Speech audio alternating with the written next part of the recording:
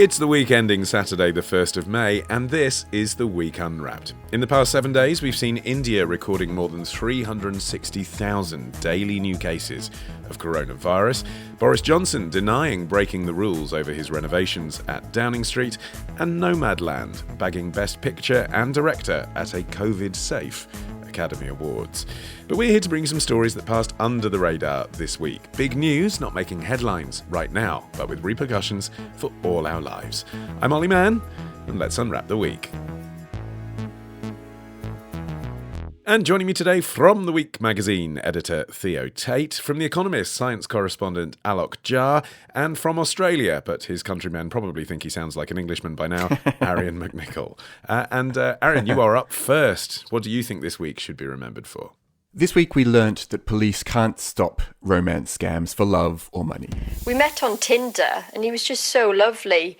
And then before you know it, you're sort of addicted to being cared for in a way that I hadn't been before. The man told Elizabeth he loved her and they planned she'd move to South Africa. But then came the appeal for money for his farm. I don't know what I'm going to do. I don't know what I'm going to do. It's 210,000 rand now. And without that, then they're going to release my registration. I don't know what to do. Elizabeth sent £30,000. It was all her savings.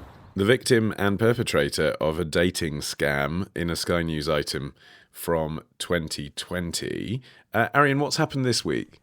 So this week, new stats came out showing how romance fraud has been hugely on the rise throughout the coronavirus pandemic. Earlier in the week, a study in the US by a company called Social Catfish came out showing that £220 million was lost last year in the United States to romance scams, which was up a full 50% on the year before. And there was an article in The Guardian last weekend about how romance scams have been up in Britain as well, rising a slightly more modest but still significant 15% last year. And the main reason for it, according to the researchers, is that COVID has forced more people online for their social and dating needs, which has created this opportunity for scammers to prey on people who are isolated and lonely. And so, Theo, I mean, those numbers are really quite shocking, aren't they? But they're probably underreported because people feel embarrassed about it. And it's not just the number of people that are involved that's shocking, it's the amount of money that's extracted from these victims. Yeah, it seems like the police figure is saying it's approximately 10,000 per person. I mean, this is absolutely massive.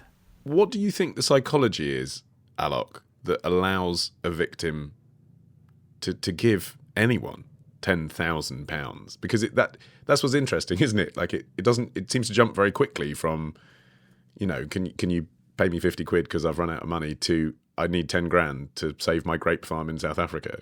Well, let's bear in mind that it seems like a big leap right now when we talk about it cold. But if you're in a relationship with someone, whether it's online or in person, you build up trust over small incremental things over many, many weeks and months.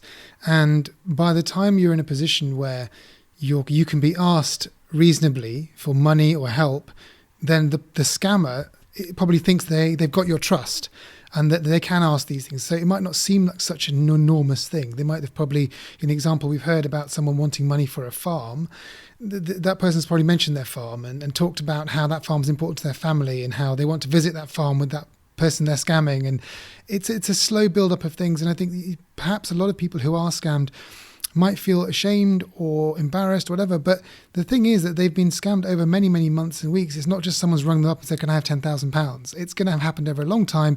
And by the time they're in that water, it's like that boiled frog analogy. They don't know the water around them is hot. It's been happening so slowly. So I can totally understand that this happens.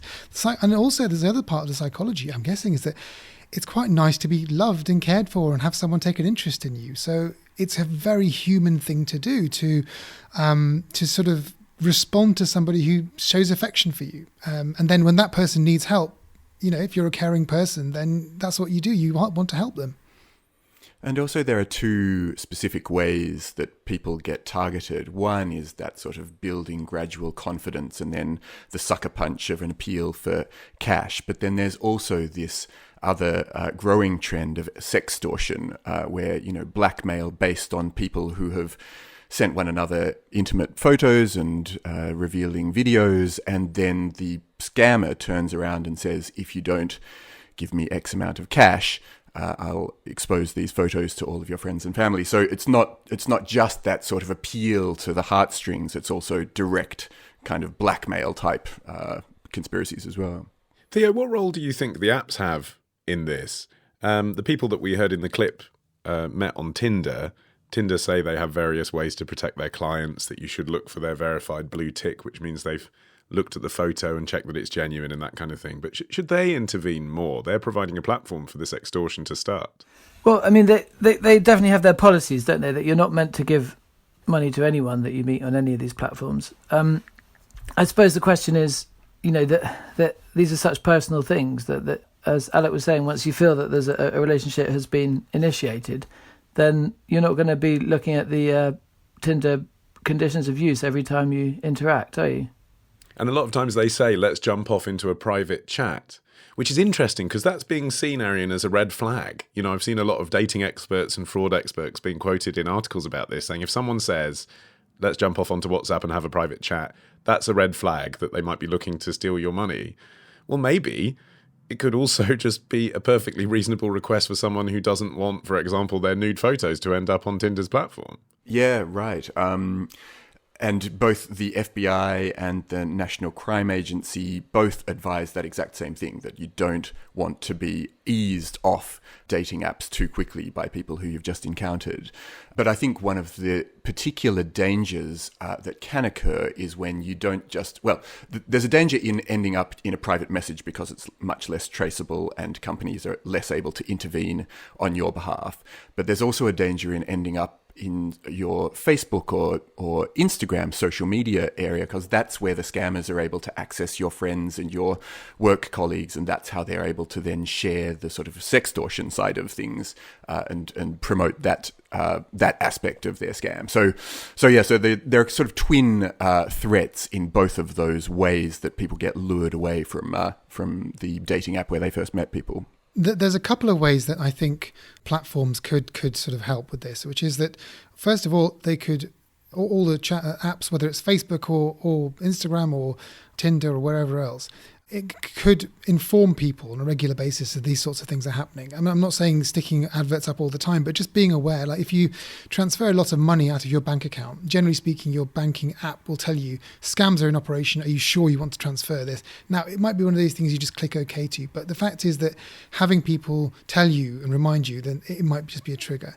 The other thing is something that is relatively straightforward, which is that if the person that you're in a relationship with doesn't want to video call you, doesn't want to do this sort of other relationship building things, you know, that perhaps are difficult, then you should be wary of that. And there are guidelines around people who aren't video calling, people who say that they're always away, who can't meet you.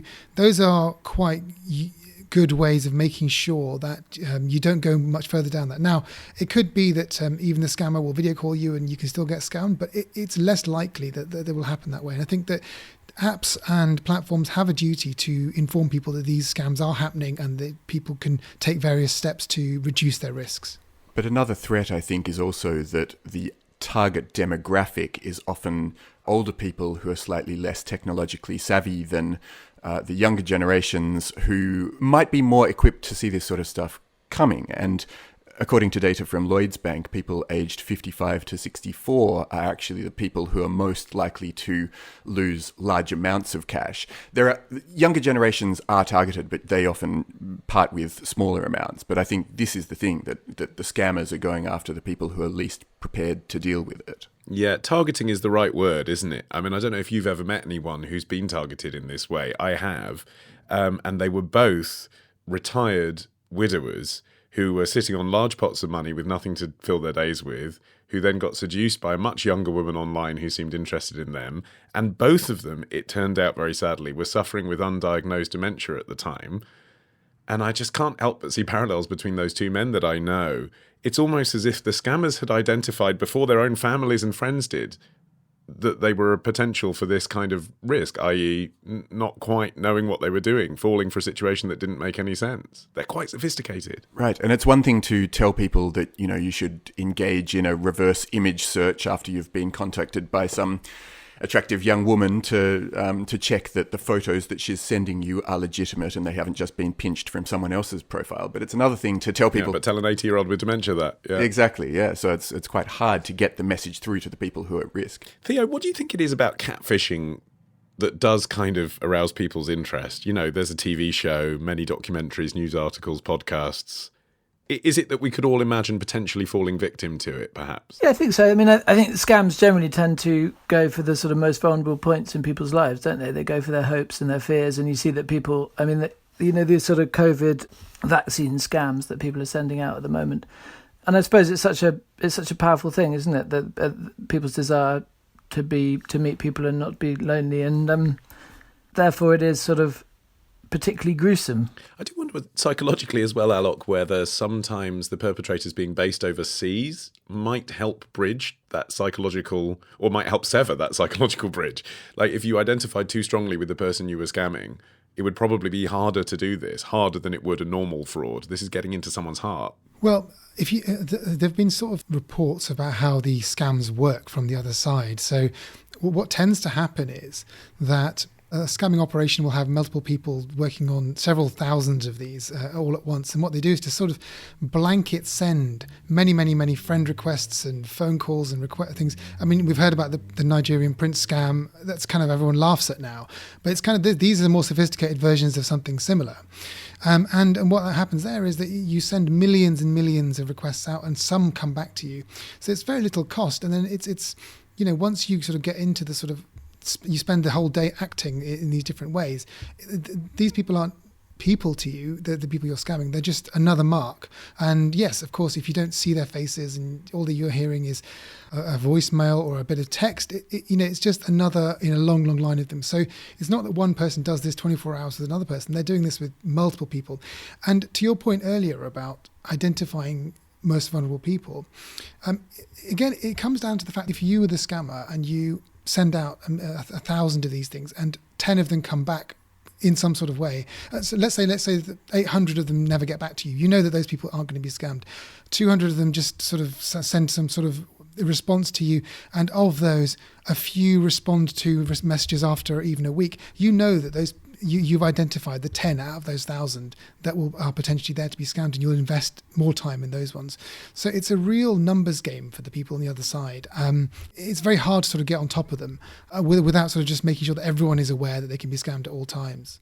And Arion, many people have felt lonely in this past year, and a lot of dating has become virtual, dating that otherwise would have been meeting up in real life, quote unquote, much earlier than it has been. I wonder whether this has had any other negative effects, not just on their wallets. Yeah, there's reports of all sorts of fascinating impacts of relationship building turning primarily online. And one of the sort of perhaps least unexpected is that people haven't felt as though they're at their best during lockdown, and so a lot of relationships that begin online have been failing just because of the emotional toll of all of the suffering and death that's been around us throughout the pandemic. But now that the lockdown seems to be now that lockdown's starting to ease, counterintuitively, you'd sort of expect that people would return to dating with significant sort of gusto, but actually there's been a hesitancy. And there was this 2017 study from Montreal's McGill University that was looking into people's dating behavior in times of infectious disease.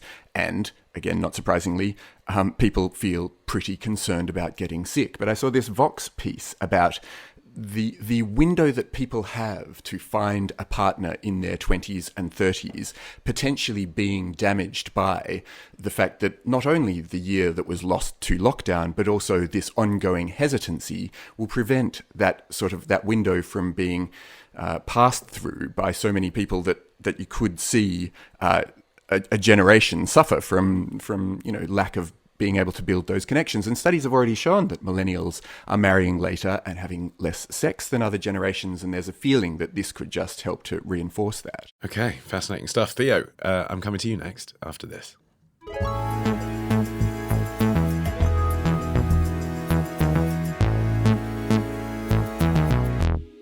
This podcast is brought to you by Aria Resorts Homes, providing sensational holiday homes and staycation investments. Aria Resorts sells luxurious holiday homes in top UK locations with a 7% annual net return available to qualifying investors at a choice of 3 resorts. Terms and conditions apply. Find out more by searching Aria Resorts Investment. Okay, Theo, your turn. What do you think this week should be remembered for? I think this was the week when a major victory was achieved against one of mankind's great enemies. It's in this lab, 100 kilometers away from Burkina Faso's capital, Ouagadougou, deep in the Sahel region, that a groundbreaking discovery was made. Here, blood samples were analyzed from 450 children given an experimental vaccine against malaria developed by scientists from Oxford University's Jenner Institute. Scientists say the results of their year-long study are extraordinary. I have been part in other studies like this, but never have I seen such good results. All the mothers that are taking part in this study say their children are feeling great. It's an extraordinary moment to see that a vaccine against malaria actually works. Nicholas Hark reporting for Al Jazeera last week on some new developments in malaria prevention. What are they, Theo? So a new vaccine has passed its phase 2 trials and has had very good results. It was a trial of 450 children, as we heard, and it seems to be effective at preventing malaria over the course of an entire year. So if this is confirmed, and this is only a phase 2 trial, there's got to be another bigger trial, it will make it the first malaria vaccine to clear the 75% effectiveness target set by the World Health Organization, and which is impressive and unprecedented. So far, there's only one malaria vaccine, Mosquirix, which has a relatively low efficacy rate, about 56%, and there have recently been safety issues with it as well. And just outline for us, Theo, how serious the malaria problem is, I mean, in Africa in particular. Well, according to the World Health Organization, there were 229 million cases of malaria in 2019. It kills about 400,000 people every year, mostly children under the age of 5 in sub-Saharan Africa. It's one of the leading causes of childhood mortality there, also causes long-term health problems in those it affects. It is, or at least before COVID it was, the third biggest single killer among communicable diseases. Yeah, and that comparison with COVID is interesting, isn't it, Arion? You can't help but think about this, even though this is obviously positive news. You know, we got our COVID vaccines developed within a year. Well done, planet Earth. Why has it taken 40 years to receive a high enough efficacy to meet the required target from the WHO on malaria? Yeah, right. I mean, there's a number of reasons why. One of them is that malaria is comparatively complex and it mutates as it progresses. So it's less easily targeted by a vaccine than is COVID, which is comparatively quite simple. And the other reason is that a lot of people obviously recognize is that it's predominantly affecting low and middle income countries. So there's been less impetus in the developed world to really pursue a vaccine in the way that there really was that same impetus once COVID came around. So yeah. And for impetus, really, you mean cash? Right. I mean, it's not like there's not the desire. True. And the Oxford team that have come up with this vaccine have partnered with an Indian technology company that are ready to produce, when they get the green light, they're ready to produce like 200 million doses in the first year alone. So they're ready to go, but it's not going to be a big money spinner, perhaps the way that a COVID vaccine could have been. And Alok, it's nice, I suppose, as a Brit, to hear the word Oxford come up in relation to malaria as it did with the COVID-19 vaccine development. Why is that? Is Oxford particularly good at what they do, or are they particularly flush with cash, or is it a combination of the two? Well, I mean, Oxford University has one of the best vaccine research institutes in the world, the Jenner Institute. It's been around for a long time, working on all sorts of different technologies for vaccines. It has been involved in many of the most important vaccine developments in the last few decades. So it was the one that managed the trials for the Ebola vaccines back in the epidemic a few years ago. It's created also the AstraZeneca vaccine that most of the world will get for COVID.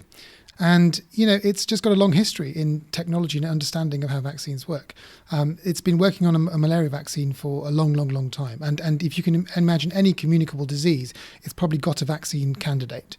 So they know what they're doing. But is it coincidence, or has the COVID-19 research helped finalise the malaria vaccine candidate? I think it's the other way around, actually. So the malaria research and the Ebola research and all the other various neglected diseases that Oxford work on have made sure that the platform that they developed, the adenovirus vector platform that they developed about 10 years ago, that's the thing they built their COVID vaccine on. And then that is why they could build a COVID vaccine. I mean, they had it ready by March last year, basically, as a result. And it's because of this. To answer your point about why the malaria vaccine has taken so long, it's exactly as Arion said. Malaria is caused by a parasite. It's multiple genes, whereas COVID is just one very short set of genes on a string of RNA molecules. So it's much easier. In terms of cost, the Oxford Institute is interesting because they're publicly funded, pretty much totally. And so the COVID vaccine they've made, they've made sure that AstraZeneca won't charge anyone more than about $1 per dose of vaccine. And that's why most of the world is going to get this vaccine. And it can be stored at normal fridges, all that stuff. So it's going to be the vaccine that really saves most of the world from COVID. But it's the same with the malaria one. Basically, they've made sure that this vaccine is dirt cheap. And so even if you have to pay for it, it's not much at all. And most of the money will come from institutions like the International Vaccine Alliance. So cost should never have been a problem. But Oxford have been particularly good at making sure that these things are very cheap. But as you said, Theo, most of the people who die from malaria are in developing countries. So even if it is just as cheap as Alok says and just as successful as you hope it is there still a danger that the most prevalent victims won't ever be able to afford it? No, I don't think so. I mean, they're saying it's going to cost $1 or $2 or so, something very low. And the Serum Institute is all geared up to produce, I think, 200 million a year. So, yeah, assuming it goes through, obviously it's got to go through the third phase, which is a much bigger trial.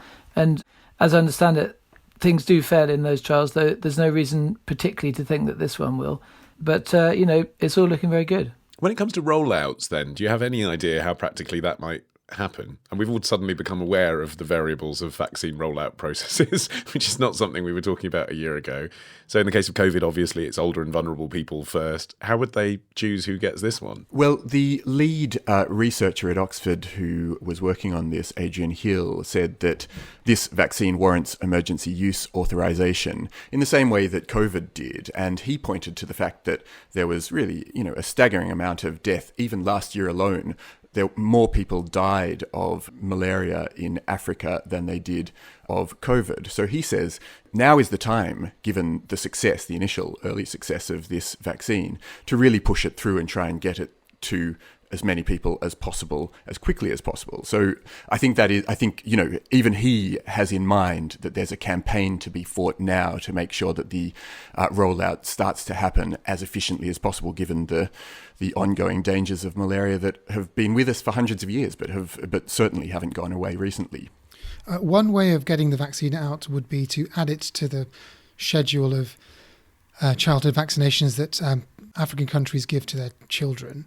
The difficulty in Africa generally when it comes to distribution of these things is the last mile or so. Sometimes it's very hard to get them to villages and everything in the time that you've got to keep the vaccine sort of cold and well stored. It is a logistical challenge, but the thing about malaria is that it kills so many people that even a vaccine of low efficacy reaching only a proportion of people would still save hundreds of thousands of lives. So as the general Eeyore of all new technology, I am always a bit sort of cautious about making anything sound amazing because things are always disappointing in the end. Phase 3 clinical trials have destroyed many a drug. And even though this current vaccine is 75% efficacious in the phase 2 trials, which is really promising. And so in a larger trial, it might be slightly less efficacious, but even if it's more than 50%, 55%, it's still going to save a huge number of lives. The challenge of distribution is real.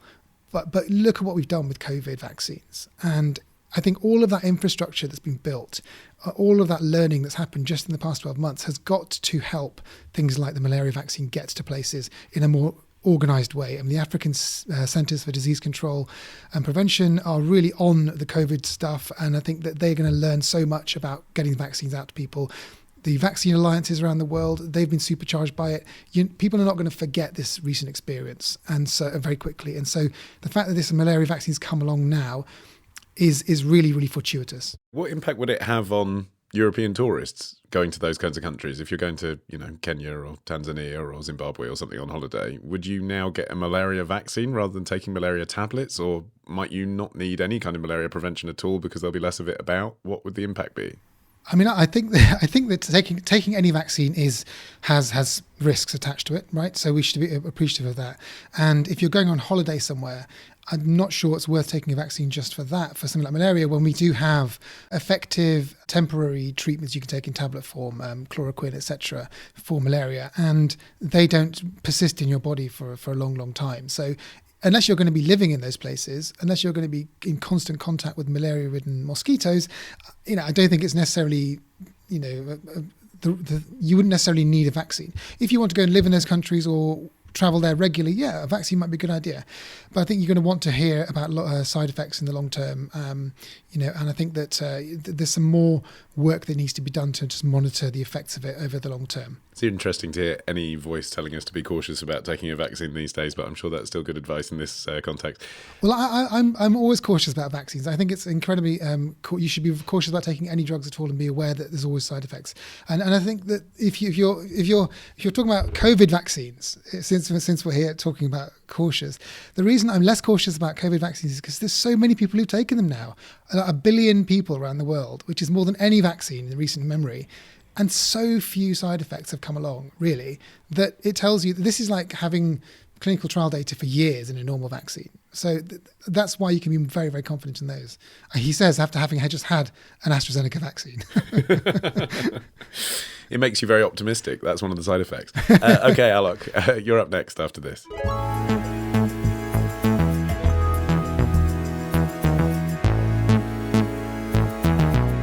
With hundreds of different news sources vying for your attention, doesn't it sometimes feel like information overload? If you're looking for an escape from the noise, our spring sale is the perfect time to try the Week magazine. In every issue, our award-winning team present news and opinion from over 200 global media sources, giving you a clear and unbiased view of what's going on in the world. You'll find everything you need to know about the last 7 days in one concise, insightful, and entertaining read. And for a limited time, you can try your first 6 issues for free, and then continue to save 57% on a print and digital subscription. Simply enter the offer code SPRING at theweek.co.uk/offer to start your trial today. That's theweek.co.uk/offer and the offer code SPRING. Sale ends 4th of May. Okay, Alok, you're finishing the show. What do you think this week should be remembered for? How would you like to just get away from it all for a few weeks? A jeweler, an anesthesiologist, a security guard, and some scientists walk out of a cave and back into the world. They've spent 6 weeks in isolation deep inside the Pyrenees Mountains in southwest France as part of a scientific study. Andrew Chappell reporting for Al Jazeera on 15 French volunteers who spent 40 days in a cave. Alok, I've just explained the story there for you, but tell us about it. Well, only the French would do this, right? This is a bunch of volunteers who decided that it would be nice to spend a bit of time away from smartphones and things. And bear in mind... Because lockdown wasn't enough. We haven't had enough isolation. Let's do an experiment into it. It was an experiment about how the body perceives time. And they went into this cave, which basically they spent 40 days in this cave. And it wasn't very pleasant inside. It was 100% relative humidity, 10 degrees, no light, nothing. And there was no sense of how time was passing apart from whenever they got tired, they'd go to sleep and they'd wake up again. And then, that was it. They would sort of catalogue it that way. And they came out after 40 days, as you heard. And some of the responses from the people inside were quite interesting. Some people felt that they'd only spent 30 days in there. Others thought it was even less, 23 days. A couple of one of the women involved said that they'd probably have liked to spend a couple more days. It was quite pleasant. Let's put aside the fact that anyone right now who can get away from this pandemic for 40 days, it'd be quite a pleasant thing to do. The study that was going on, they did lots and lots of scientific experiments inside to perceive, to look at their cognition, to understand how their physical motor skills were and everything. And the idea was to understand how the body perceives time, because this idea of time, as we sort of see it in our daily lives, is very regimented. We look at clocks, we see the sun going up and down. Things happen at certain times, and so we sort of assume that by 10 o'clock at night, 11 o'clock at night, we'll get tired. We assume that at this time this thing starts, and so it's regimented from the outside. It's very externally cued. But before we had all this, humans used to rise with the sun, go down, go to sleep when it got dark, etc. And so these scientists want to understand what is time in the human body and how does it affect the processes within the human body. Because what we do know is that the human body has a cycle. At some point in the day, it wants to be doing things, and at other points of the day, it needs to be resting, and it needs to have a clock internally to make things function. And we don't know very much about it, to be honest. And so that's what they were trying to understand with this. Yeah, and what's quite surprising, Arion, is that a lot of the participants, as Alok suggested, seem to have enjoyed their experience of being completely disorientated, which would suggest that maybe we don't need to have such a grip on what time of day it is as we think we do. Yeah, I mean, it was actually a real mix of reactions from the participants. One of them said it was like pressing pause on her life, and she said she was in no rush to get her mobile phone back and start checking the news again. I mean, these are all people who volunteered to be in a cave. Right. For an indeterminate amount of time. So, I mean, that's maybe not a straightforward sample, no, is it? But there were people who were really fighting the urge to leave as well. One of them said he had visceral urges to get out of the cave. And, in a place where it's 100% humidity, maybe that is pretty comprehensible as well. But I do think that inquiry into circadian rhythms, which have long been quite disputed, and there was for years researchers thought that the human rhythm defaulted to about 25 hours a day, that you'd sleep and wake in cycles of 25 hours. But a more recent Harvard study found that it's really closer to 24 hours. It was 24 and 11 minutes according to their findings. So there's still a lot of work that we have to do in this. And I think that, as Alok mentioned, the fact that some of the people thought that they'd been in there for 23 days and some thought it was 30, and none of them reported that they had thought that it was 40 days, means that we just don't have a really clear bead on how people perceive time, and there's much more work to be done there. But it's fine in the abstract, Theo. Okay, so this is how people behaved when they were put in a cave and deprived of light and clocks. But we're not deprived of light and clocks. And, I used to host an overnight radio show. I couldn't hack it for longer than 2 years because even though I'd adjusted my body clock completely and I slept during the day and I was up at night, my brain felt compressed. I felt tired and odd during the day, and it was a phone-in show, so I'd speak to people who worked as night security bouncers or taxi drivers, and they'd share feeling exactly the same thing. It's a weird lifestyle. In the real world, you kind of are subject to feeling the day's cycle and the clock, and there's not much we can do about that. Well, what's quite interesting is that obviously, as this thing sort of seems to show a bit, that it's partly kind of innate, but it's partly that the body gets trained by what they call Zeitgebers, which are time givers. So that's light, sound, and temperature, and things like that. And you can sort of adapt and change it. And NASA did an experiment to check that humans could be entrained to the Martian day, which is, I think, 37 minutes longer than the Earth day. But yeah, obviously these are very profound things that the body does. It regulates itself. It does, melatonin when you sleep and testosterone when you wake up to make you alert and all that. So these are sort of very deep, powerful things. What I'd like to know about this and is whether this is a sort of serious experiment or whether this is a fairly cranky sort of, Yeah. I was curious about that, Alok, as well. Is it a slightly fringe bit of science, this? I'm not saying it should be. Obviously, we all sleep for nearly half our lives, but it doesn't seem to be that mainstream, this research. It doesn't seem to be very fringy to me. The thing about this research is that, and the reason I say it's not a sort of a bit of fringe science, is that it was quite a big team of scientists from well-respected institutions. But that's not why I find it interesting.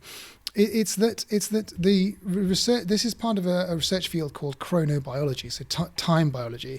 The idea is that the human body has various clocks inside it, where the cells, whether it's brain cells, body cells, whatever, they have a certain rhythm by which they do things. You have a cycle in your body that is there internally, and it's regulated by things like sunlight and other things. You know, as you said yourself, Ollie, working at night for some people can be really terrible for the mood, even if you get used to it. There's something going on there. There's something biologically going on there. Some people can hack it, some people can't. And we know that people who work night shifts for a very long period of time, they end up having shorter lives as a result. So there's something definitely biologically different. And so I think understanding that is definitely useful, and it can help people like mood. It will help people live longer. It will help people understand how to give drugs better, and I think a lot of biology will be benefited by this. In the longer term, we'll be able to use this information for when humans would need to really adapt quite radically to different sets of time or different light. Well, whether it's a lunar base, for example, which Elon Musk wants everyone to live on, or a Mars base or something with different time, different light levels, humans are evolved to live basically on savannas on a 24-hour time schedule as the sun goes up and down. We now live in all sorts of different ways around the world, and that's great. We have great economies and great art, and it's wonderful. But it doesn't mean that our biology has adapted to all of it. And I think that if we can understand why some people can deal with it, some people can't, that will be better for all of us. Yeah, I mean, that's the biology. The psychology is also really interesting, isn't it, Arion? One of the things that really jumped out at me when the team stepped out of the cave and they were talking about their experiences was that they'd all bonded as people. You know, it was a bit like watching the cast of Big Brother or whatever. They were all, hugging and sharing that experience. But also, some of them had even said they wanted to spend a bit longer down in the cave because they'd started projects down there that they hadn't, I don't know what, but they hadn't finished. And that really tells you something about the kind of innate desire of humans to build communities, doesn't it, in whatever the circumstance? Yeah. I was really struck by that chumminess as well, that they all looked really happy and friendly and bonded. And the simple truth is that isolation experiments do tend to have historically tended to go pretty off the rails. You know, the Stanford prison experiment where they locked people into a mock prison and assigned them a role of being either guard or prisoner, that famously went, very weird, and they had to cancel it, though there's some questions around it. But then Biosphere 2, where they locked a bunch of people in a fake atmosphere and tried to have them live together, they completely ran out of oxygen. So, Space Cadets with Johnny Vaughan. Right. Thought that was a very serious scientific experiment as well. Yeah. But these experiments tend to often go a little bit awry. And so the fact that they all came out feeling so sort of connected to one another and connected to their work, as you say, that they had things that they were doing that were initially, some of the projects were initially devised sort of to keep them entertained while they were down there and occupied while they were down there. But they felt as though they had these unfinished projects that they wanted to get back to work on. So I think it is interesting on that psychological level as well. I find the psychology of these things really interesting. And Arion, all the experiments you mentioned, they're kind of like one of their sort of goals of all of them is to try and understand how you keep people together for 6 months or a year without them killing each other, essentially. So that the intention being, of course, that these people can be astronauts one day and then go off to some deep space mission, because they're going to have to be stuck in a tin can for 6 months, a year, 2 years, to go to Mars and back. So, what's the psychology you need? And there have been really interesting insights. And one of my favorite ones in all of this is that you have to have a mix of personalities. Now, this might sound obvious, but you need a mix of personalities on a trip like this. You need someone who's a leader, someone who's a doer, all those things. But the most important person, and this is a scientific fact now, this is the most important person on a trip like that is the clown. Podcaster. Is the clown, is the comedian. Yes, a podcaster, as you wish. Someone who can make everyone laugh and resolve tension. And this was a NASA study that was published last year after several of these sorts of isolation experiments. So, and unless you have the clown, the trips like this will not work. It's interesting, isn't it, Theo, that when Alok says this is a scientific fact now, you're predisposed to believe him, whatever it is that he's saying. Absolutely. I use that often.